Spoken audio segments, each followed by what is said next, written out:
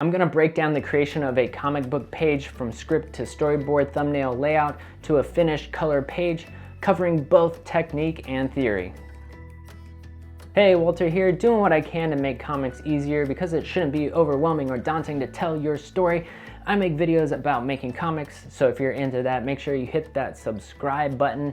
And today we're going to be looking at a page from my graphic novel called Metal Shark Bro that I did with Bob France, Kevin Cuff, and Chaz Pangburn. We're gonna see how it went from script to a finished colored lettered page. This is the script I got from Bob and Kevin. Not all scripts are gonna look like this. They're gonna have all different kinds of look, just like people. This script format is the brainchild of Chaz. Usually scripts look a little bit more like this, a little bit less strict with the formatting. It's also quicker, but I gotta say I love Chaz's format for readability, reference, and editing. So this page is supposed to be 5 panels. Metal Shark Bro grabs a guy, gives him a hug. Metal Shark Bro throws the body away and Ira shrugs. Metal Shark Bro and Ira fight bad guys.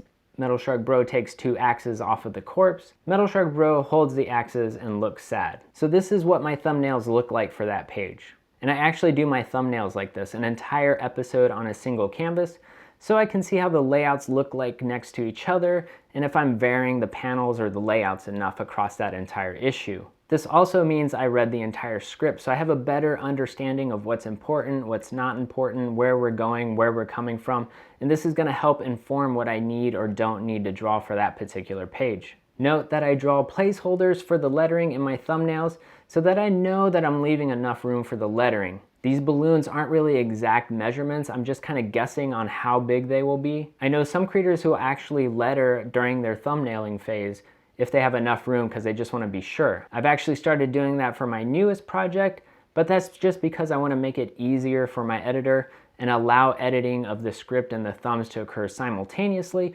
hopefully speeding up the process. Also because I'm writing the script for my new project and I didn't write Metal Shark Bro, so the script editing happened before I even saw the script. First thing to notice is that I have way more panels than what the script said. Some of this was because the script and some of it was because of me. First, if we take a look at the first panel description, Metal Shark Bro grabs a guy and gives him a hug.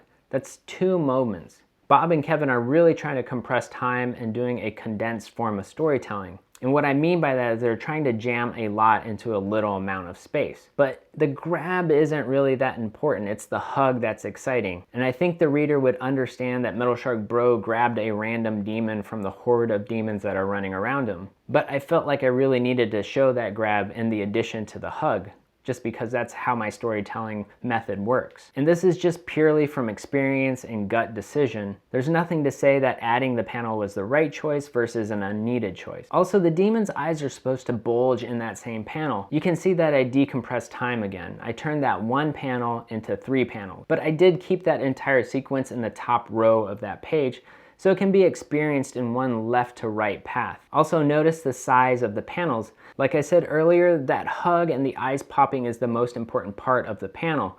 So you can see that that panel is the largest panel. Also, the second panel is the smallest. So we go from this really tight panel, which also sells the really tight hug.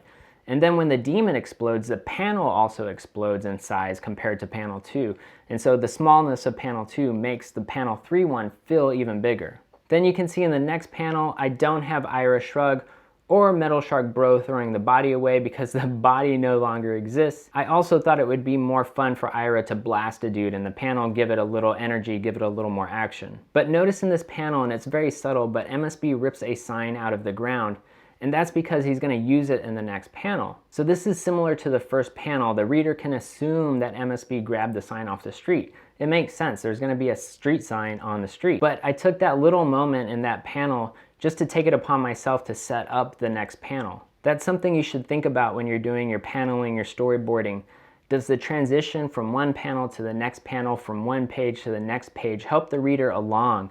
Or does it leave them hanging, forcing them to find their own way? Quick example, let's say I have a panel that shows an apartment building. Next panel is a guy in a living room. The reader can assume that we're in the apartment building that we just saw. However, if we put a light on in one of the windows, that helps the reader understand that we are most likely going into that room. It acts like a beacon, like a lighthouse. Similarly, we can give that window a distinct design and then show that window from the inside for the next panel. All right, back to our page. The next panel is Ira and MSB killing bad guys. Again, I split this panel into 2 panels. I did this because I wanted each character to be the star of their own panel, but they are still in that same horizontal tier even though they're stacked, so that it can be experienced almost together. And there's that sign that I drew from the previous panel. In the next panel, MSB is supposed to grab 2 axes out of a demon's body. I had them take it out of the demon's hand instead of the body because I don't know how the axes ended up in the demon's body. Again, we could assume that Metal Shark Bro put them there, but we didn't get to see it, so I'm just going to do it that he picks them off the ground. And then also notice that they aren't axes. I don't really like drawing axes, so I changed it to these giant butcher knife choppers. I did this because I knew the axes weren't that important in the long run. They wouldn't be around for much longer, and I knew this because I read the entire script already. I also drew MSB tossing the sign away. Again, not something super required or important because the reader would assume that he threw it away, but it's just a nice consistency thing that the reader can follow from panel to panel. The final panel is just Metal Shark Bro talking, so it's kind of whatever. So I did make a lot of changes to the script, which is something you may or may not want to do depending on the writer you're working with. If you haven't worked with that writer before and you're not used to them, you'll probably want to ask a lot of questions about the changes that you want to make before you move forward. I usually thumbnail my changes and send that to the writer. If it's a bigger change that would affect several pages or even add or subtract pages, that's something that would require a bigger conversation with the writer. But these changes I just made without asking anyone. But that's because we've done a lot of pages together and we're kind of used to that creative relationship that we have. The next thing I want to mention are backgrounds. In the action scenes, there are no backgrounds, and this helps bring the focus to the action and nothing else. It also helps speed up the panel. There isn't a lot for the reader to look at, so that panel just feels faster. And then for the slower panels, I add backgrounds, and this just helps create visual interest and noise, and it also reminds the reader where we are on a city street. However, also notice I'm not using any crazy perspective. These are just flat fronts of buildings and not even that highly detailed. And they're all kind of colored exactly the same. I know the lettering is going to be covering up most of these buildings, so they aren't that important and don't need a lot of useless detail. Also, the more detailed, the more the reader is going to get distracted from the main focus, which is the characters.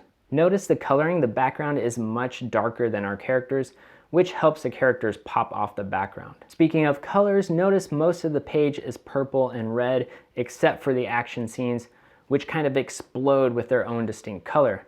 This helps those panels really explode with energy. This is the final page with lettering. Let's compare the lettering placement to my thumbnail lettering placement, and you'll notice that Chaz kind of made his own choices on lettering. I had an entirely different pacing setup, and he went with a different pacing. Again, this is one of those times where it doesn't affect the page drastically and it lets Chaz add his own flair to the project. If you're paying attention, you'll also notice that my thumbnail layout doesn't exactly match the final page. As I was drawing the page, I started making new choices.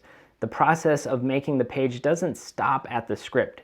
It constantly changes and evolves, so don't feel like the script is a rule book that you have to follow word for word. It's a general guide. The art's going to take the script to a whole new level. All right, so that's how I go from a script to a final page. If you have any questions about that process, let me know and I will try to help out. And for those of you who have worked with a writer but also written for yourself, which one do you prefer? And then everybody, please share this video with other people. It will help me make more videos. Hit that like button. Hit that subscribe button, hit that notification bell, check out some of my graphic novels or my Patreon page. And if you want to keep making comics easier, be sure to like, link, love, hug, and hit that sub button for more sweet, sweet goodness. Catch you in the next video. Peace.